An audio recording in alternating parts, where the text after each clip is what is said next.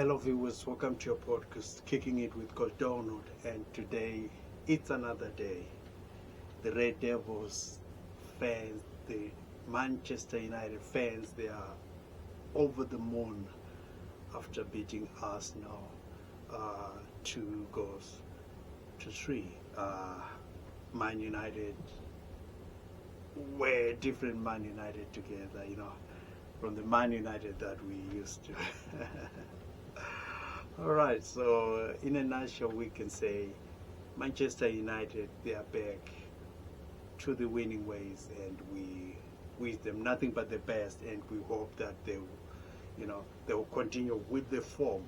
Also, on the Man United, still on the Man United news, the rumor has it that their midfielder Casemiro, who is 33 years old, will be leaving the club by the end of the 2026 season. So Casemiro will be on his way out. So according to the sources, the reason why Casemiro is going to leave by the end of the season is that Manchester United, they're trying to cut on their wage bill. So this move is forcing Casemiro, not to renew his contract. I understand the player loves Manchester United, and Casemiro, in my opinion, if he was offered a one-year extension, I'm sure Casemiro was going to take that offer. But unfortunately, at the moment, the deal is on the table, so Casemiro will be on his way out. Also, sources are revealing that there is a likely move of him to the MLS in the United States. So we also yet to see if some teams in Saudi Arabia will not show interest, because I know Saudi Arabian league it's ambitious, and they want to target all the big names to their league. So let's see by the end of season what the future holds for the midfielder Casemiro, and we wish him nothing but the best. He served Manchester United. He served well. He loved Manchester United. So Casemiro, we wish you the best. So the goal scorers for today's game, it was Matthias Cunha who scored in the 87th minute. That was the third goal, right? Then the second goal was from Patrick Dogu. Dogu, I hope I pronounced the name well. So Dogu, I enjoyed. I think the second goal from Patrick Dogu was my favorite.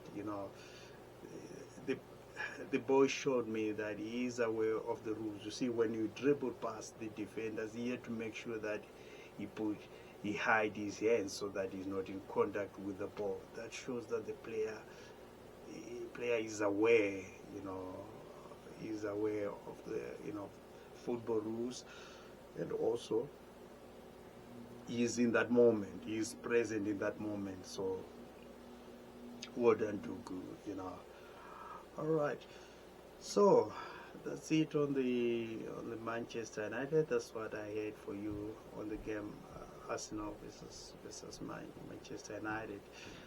All right, so we're not going to do much, and there's nothing to talk about Arsenal. They tried their best. I know Arsenal fans, you're licking your wounds today. Today was not your day, but I appreciate the fact that you play good football. You guys, you're consistent as far as your play is concerned. So the Gunners, keep it up. All right. So today, I wanted also to talk about the aftermath of the Afcon in Morocco, because from my own understanding, there is a possibility that Morocco will host the next World Cup, right? That is in 2030. So what happened in the just ended Africa Cup of Nations, it puts Morocco on the limelight, because the world was watching closely to see if Africa, or Morocco to be precise, is what it takes to host a tournament of that magnitude. All right. So, number one, for Africa, it will be the second time we are hosting the tournament. And South Africa, when they hosted, it's my understanding that they did a very good job. South Africa hosted the World Cup in a unique way, in an African way, which was welcoming, and the world loved being in Africa. Africa, you know, we're blessed with good weather, natural resources, wild animals. There is more for the eyes to see, which is one thing that people, you know, love about Africa. And the people, they give you VIP hospitality. Africans are respectful. They have the spirit of Ubuntu. You know, we're so welcoming. So that's a plus for an African country to host the Africa Cup of Nations. All right, but there are some worrying incidents that happened in Morocco. So also CAF needs to pay attention to what happened in Morocco, especially on the officiating side. I'm of the opinion that CAF should, as much as they work on improving or upgrading coaches, they should use the same effort to upgrade the knowledge of the referee, the expertise. So we need to produce officials, match officials that are world class. Because what I saw in Morocco was not pleasing. So allegedly, some sectors of the media saying Morocco was constantly getting favors. That's why they managed to be in the final. Which should not be the case. So CAF should work flat out to improve the standard of officiating. Okay, so there's also an incident that showed that exposed the officials, how divorced the officials were to the rules of the game. Because remember, FIFA has got their laws, right?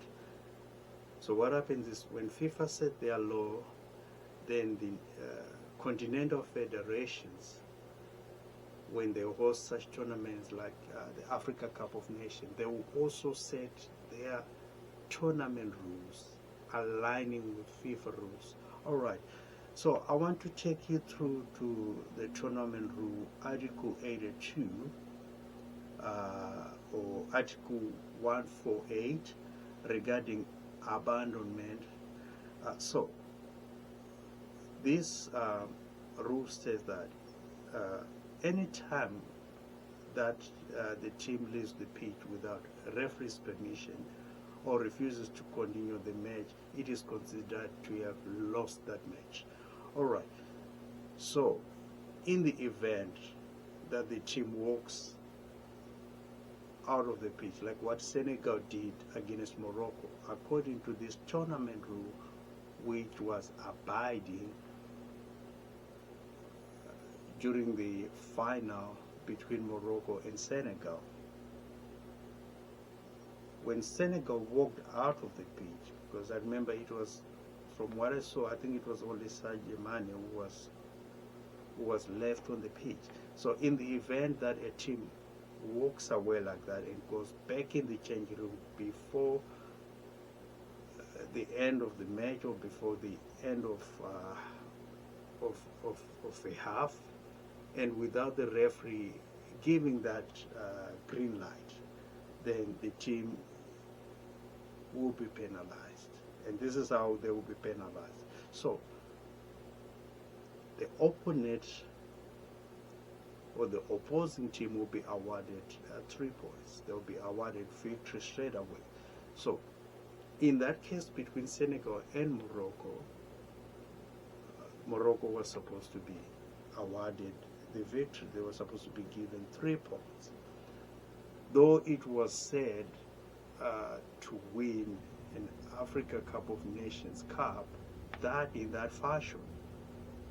You don't want to win a final because the other team was disqualified. That's not how I want to, to clinch that prestigious, trophy. So it's unfortunate. And then, so the thing also goes to the Senegalese coach.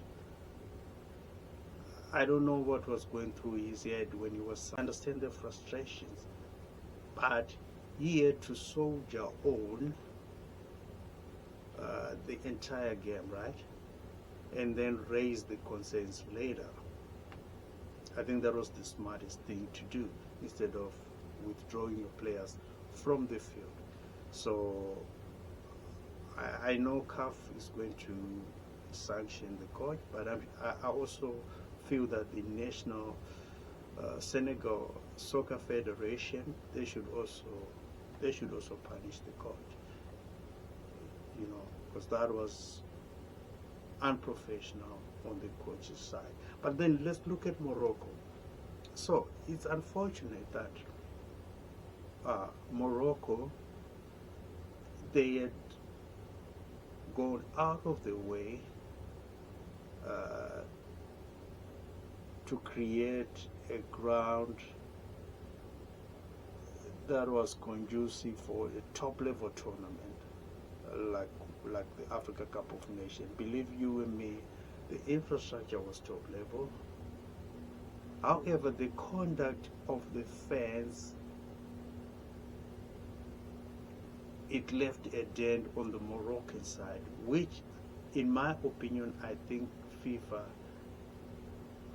is thinking on possible action to take. It is my suggestion. I mean, like, it is my opinion. All right, it is my opinion that I think FIFA are looking into the issue of Moroccan fans and see if they are fit to host the World Cup. I would love to see Morocco hosting the World Cup, but the attitude of the fans, it has to change. I know it has been a culture that, CAF turned a blind eye for years. And I remember the national team of Zimbabwe when they played Egypt in the 90s, in the early 90s, like 94. I remember we were stoned by the Egyptian fans, right? So that kind of culture where you have, like, you playing, matches at night and you have your players being subjected to some lasers on their faces, distracting them. Such kind of sportsmanship behavior that CAF cultivated. So you see, it's now affecting the tournament on a bigger scale. Okay, so if you're also to look into this just ended Afcon, there was the issue of, like, some officials and players fighting with the goalkeeper, trying to take the towel of the goalkeepers. Such kind of incidents, I mean, at this level, we don't expect to see that. Also, it was reported in some sections that Senegal, instead of being given a team bus, some sections of the media reported that they used a train to travel. So let me check again.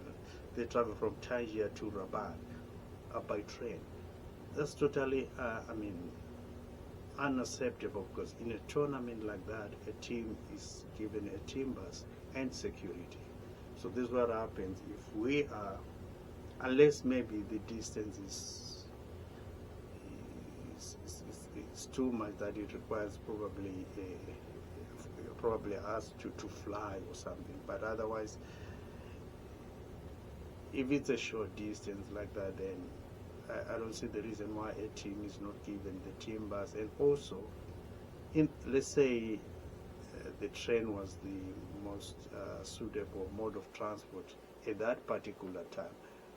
they should also have ensured that there is maximum security that can allow, free movement of the Senegalese team from point A to point B. But that was not the case. So you could see that before the final, you have the Senegalese team being frustrated, finding it difficult to move, and also you have, after that, you also have some, reports of poor accommodation. Such kind of treatment, it has been reported from back in the 80s, in the early 90s, but CAF has failed to deal with that. As a result, it's catching up. And the moment that we're seeing this kind of behavior is the moment that is critical for Africa, because time and again we want to host the FIFA World Cup. It's good for the continent, right? So yeah, I think CAF should, deal with that situation like yesterday. It's a worrying situation, and we don't want our football to be marred by, by bad reputation and such kind of unsportsman behavior. All right. Also, the CAF president, has hinted on the fact that Africa Cup of Nations might be held after every 4 years. I think starting from 2020, 2028. I don't know, like, what do you guys think? You think is good for African football? I haven't given much thought, but I think 4 years, that's a long time for the continent to wait for, to wait for this great tournament. I think we should have maintained the tradition. But I understand there is an issue of resources. Number one, most of the African countries are not ready infrastructure-wise. It's a big letdown. All right. So CAF should engage governments. It's very important, because people, they say football and politics, they don't go hand in hand. But I beg to differ. They go hand in glove. So this is what CAF should do, in my opinion. CAF should engage African heads of state, and then they emphasize on infrastructure development, developing roads, developing stadiums. That's very critical, because if, for example, a country like Zimbabwe that has no stadiums that are meeting international standards, even if they construct state-of-the-art stadiums that meet, the FIFA requirements, or the standard that FIFA requires. Even if they do that, but surrounding the stadium without good infrastructure, then it will be like taking a step back as well. So these things, they need to move together. Quality stadiums, infrastructure around the stadium, smooth transportation to and from the stadiums, the hotels, things like that. So there is a need for Africa, for the confederations of African football to work together with Afro governments, and try to encourage various, government officials to step up and make sure they boost the infrastructure of their specific countries. All right. Also, there is another issue that I also picked up, and this will be the final issue for the podcast today. Okay, but the final, we'll finish with the Benjani Highlander saga before we finish. All right. So, yeah, there is an issue that also popped up in the media of the Africa Cup of Nations being, there is a rumor that countries like Tanzania, you know, that was meant to host the Africa Cup of Nations alongside Kenya and Rwanda might not be able to host. So the issue again is on the infrastructure and you see, I think the visa situation. So if you are hosting, you know, the Africa Cup of Nations as a country, you need to make sure that you see the visa restrictions are eased, so that there is free flow, or there is smooth movement of fans, players, you know, and officials in and out of the country for that particular tournament. So all the African countries, and make sure that they will have a successful bid on the tournament. All right. So finally, there is this issue of Benjani Mwariwari and the Highlanders, with Mwariwari being the center of the story. All right. So, from what I have gathered, the Highlanders executive were not impressed with Wicknow coming on board, dictating to them that, okay, you're going to hire Benjani as a coach. All right. I understand where they're coming from. But also there is a cage here that Highlanders, they are struggling financially. I'm sure they're still owing other coaches like Argent Sao and other coaches that, you know, that were there before. All right. So there was a need for the executive to be diplomatic in this situation. They had their coach, who's a South African, I think by the name Chapo, okay, if I'm not mistaken. So if I was one of the executive guys, what I'll do is I'll sit with Wicknow, right, and other sponsors, and then try to reach a 50-50, agreement, or try to reach a compromise between both parties. We compromise, the sponsor compromise, and we meet halfway for the benefit of the club. All right, because what Wicknow had proposed, in my opinion, is not bad. Benjani Mwariwari is not a bad coach. We can't say he's not qualified. He has what it takes with his experience. He has what it takes to elevate, Highlanders Football Club, football-wise, technically. He has what it takes. He has played at the highest level. He has the UEFA coaching badges. I'm sure he has got some CAF as well. All right, and then he has other diplomas in coaching, which makes him a jewel in Zimbabwean football. But what the fans and some sections of the media, what they are not happy with is the way Benjani was brought in the mix. That's why I'm saying there is a need for a compromise. The executive, they see it, they take the coach that they wanted, they bring him into the fold. They take Benjani that they want, they bring them to the fold, and both parties are happy. And also, that move will make Highlanders here a strong technical team. Because I also watched Sundowns closely.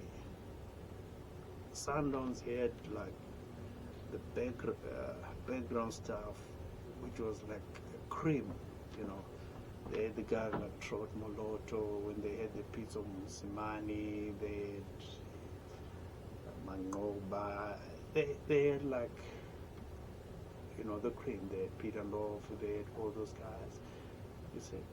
So, when you assemble a cream like that, of football people, what it means is that the environment, you've created an environment which is for football, of people who know we have different strength, but they have expertise in football coaching. So that we help the club technically, on the technical side.